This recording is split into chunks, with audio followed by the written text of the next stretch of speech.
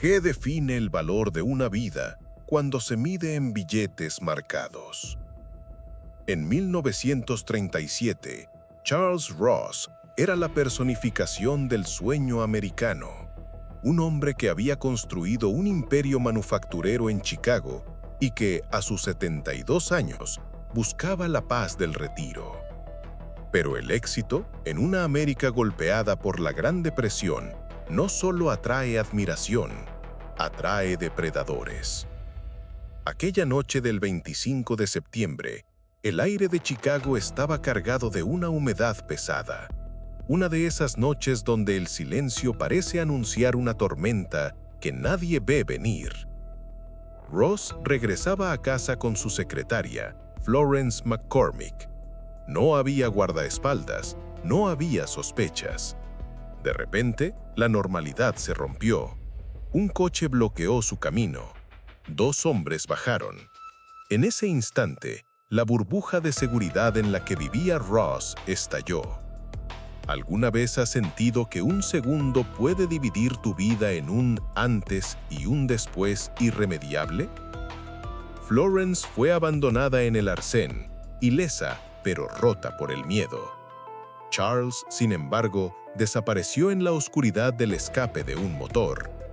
La policía de Chicago, acostumbrada a la violencia de las bandas, se enfrentó a algo distinto: un secuestro quirúrgico, frío y aterradoramente silencioso. ¿Fue un error de cálculo de Ross confiar en que su estatus lo protegía? ¿O fue simplemente el azar el que lo puso en la mira? La noticia corrió como pólvora. En una época sin redes sociales, el pánico se transmitía por el susurro de los periódicos y la estática de la radio. El FBI, bajo el mando de un joven y ambicioso J. Edgar Hoover, tomó el mando. Pero ¿estaban preparados para enfrentarse a criminales que no buscaban fama, sino solo el frío metal del dinero? Días después, llegó la prueba de vida, o lo que ellos llamaban prueba.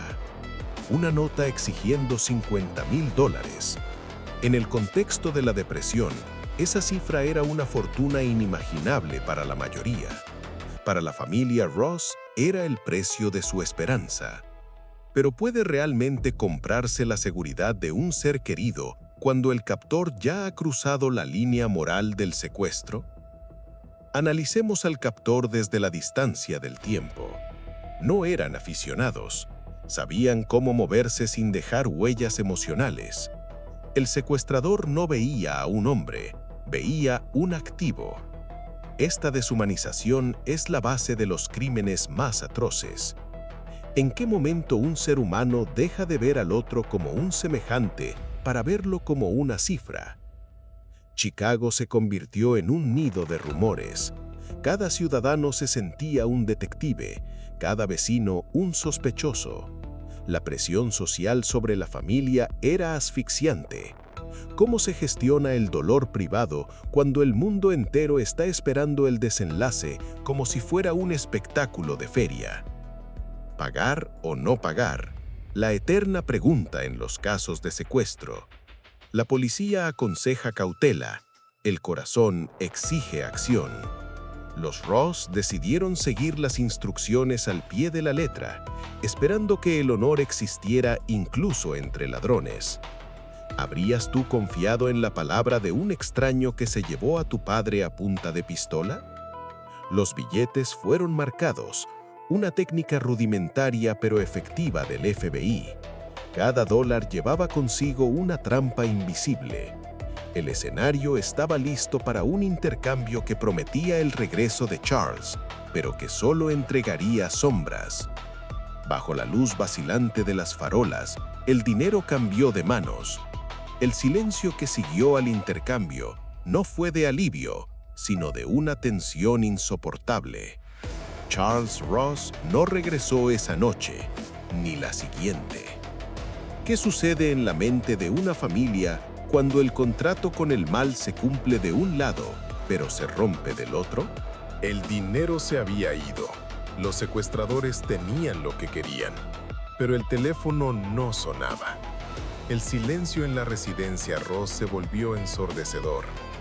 Aquí es donde el caso deja de ser un crimen y se convierte en una tortura psicológica. ¿Es peor la muerte confirmada o la incertidumbre que no te deja llorar? El FBI comenzó a vigilar los billetes marcados.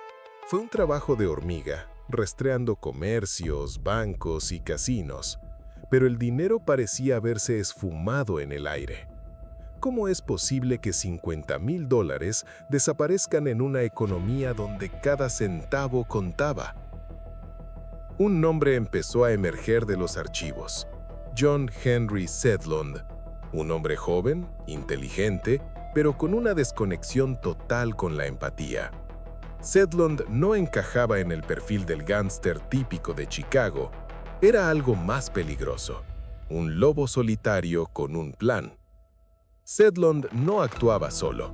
Tenía un cómplice, James Gray. La dinámica entre ambos era tóxica, una mezcla de sumisión y codicia. ¿Fue Gray un participante voluntario o una víctima de la manipulación de una mente más oscura? A pesar de tener los números de serie, el dinero empezó a aparecer en lugares dispersos. La burocracia de la época jugaba a favor de los criminales. ¿Fue la ineficiencia policial la que permitió que los secuestradores se sintieran invencibles? ¿O era simplemente la escala del país lo que los protegía? Mientras la familia esperaba, Sedlund y Gray cruzaban estados, gastando el dinero de Ross en lujos banales.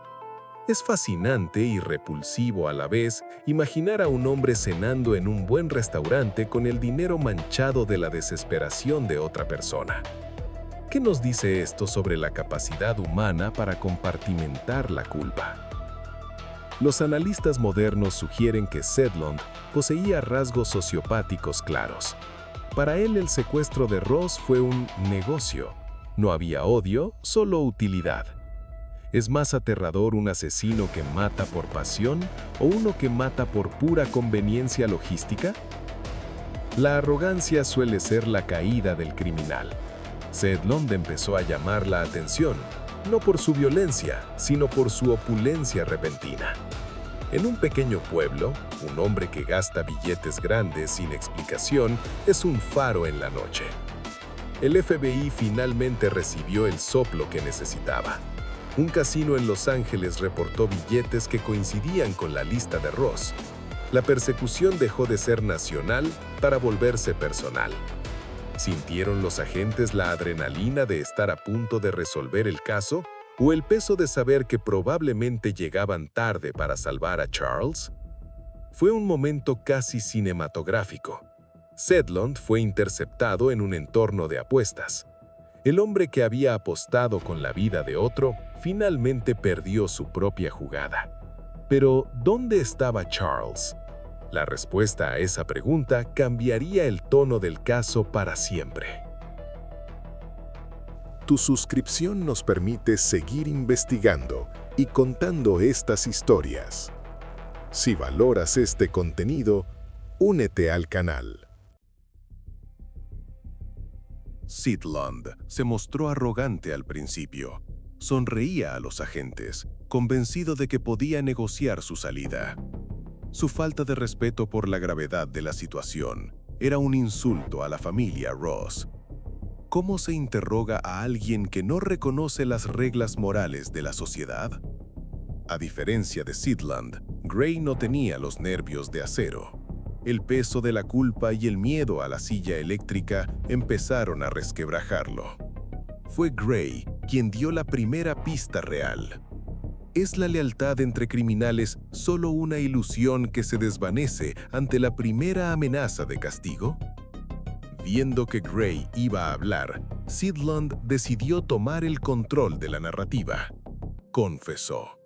Pero no fue una confesión de arrepentimiento, sino una de eficiencia.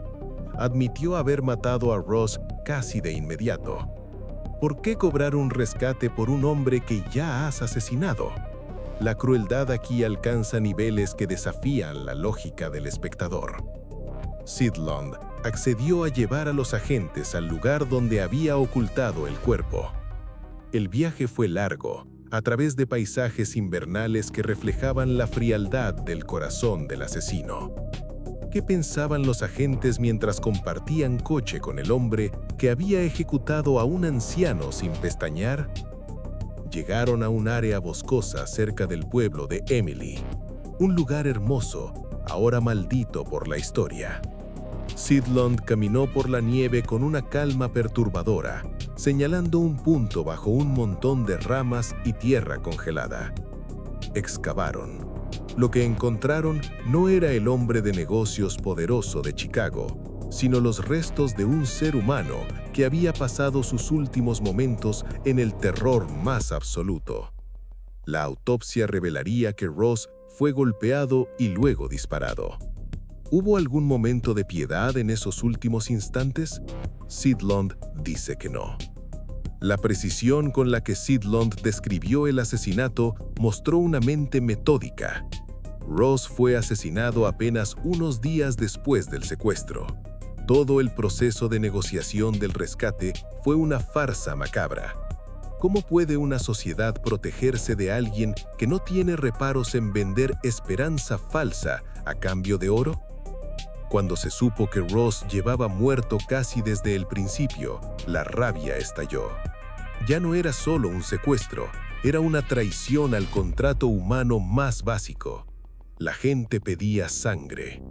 ¿Es la sed de venganza popular una forma legítima de justicia o solo otra forma de violencia? Este caso obligó a América a mirar un espejo oscuro. En medio de la pobreza de la depresión, la vida parecía haber perdido su valor sagrado. Ross era un símbolo, y su muerte fue el fin de una era de relativa inocencia. Tras el hallazgo, la familia se retiró. Habían pagado por cenizas. Su tragedia nos plantea una duda ética. Si supieras que el pago no garantiza la vida, ¿lo harías de todas formas por ese 1% de posibilidad? ¿Se nace asesino o se construye? Al investigar el pasado de Sidlund, encontramos a un joven que siempre se sintió superior a los demás. No era un niño maltratado en el sentido convencional, pero sí uno desconectado. ¿Es la falta de afecto el caldo de cultivo para un monstruo? ¿O hay algo biológico que simplemente falta en sus cerebros? Sidlund no empezó secuestrando magnates. Empezó con pequeños robos, probando los límites del sistema. Cada vez que no lo atrapaban, su ego crecía. El éxito criminal es una droga peligrosa. ¿Podría haberse evitado la muerte de Ross si el sistema hubiera detectado a Sidlund antes? Sidlund era inteligente, y eso lo hacía doblemente peligroso. Usaba su intelecto para racionalizar sus actos. Para él, Charles Ross era simplemente una herramienta para su libertad financiera. ¿Es la inteligencia sin moral la fuerza más destructiva de la humanidad? El juicio no fue solo sobre los hechos, sino sobre la personalidad del acusado. Sidlund intentó convertir el estrado en su escenario. No mostraba miedo a la pena de muerte.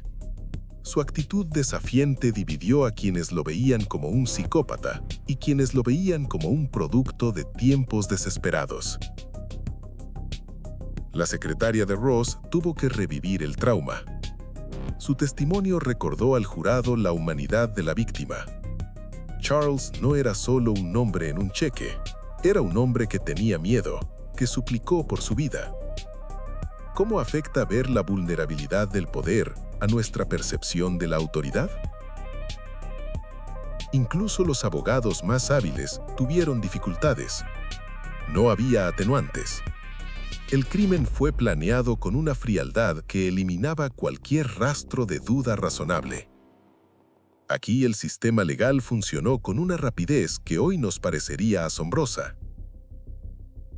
Gray, el cómplice, intentó salvarse delatando cada detalle. Pero en la ley de secuestro de la época, ser cómplice de un asesinato durante un rapto era equivalente al acto mismo. ¿Es justo que el que no apretó el gatillo reciba la misma pena que el que lo hizo? Hoover usó este caso para consolidar el poder del FBI. Charles Ross se convirtió en la razón por la cual el gobierno federal necesitaba más recursos. ¿Fue el sacrificio de Ross, irónicamente, el catalizador de la seguridad moderna en Estados Unidos? Incluso antes de la sentencia, Sedlund escribía cartas.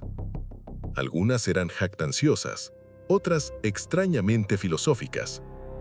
En ellas se ve a un hombre que sabe que va a morir y decide que su última obra será el misterio de su propia mente. No hubo sorpresas. Culpables, condenados a muerte. La sala del tribunal, según las crónicas, quedó en un silencio sepulcral. No hubo júbilo, solo una pesada sensación de pérdida que el castigo no podía reparar.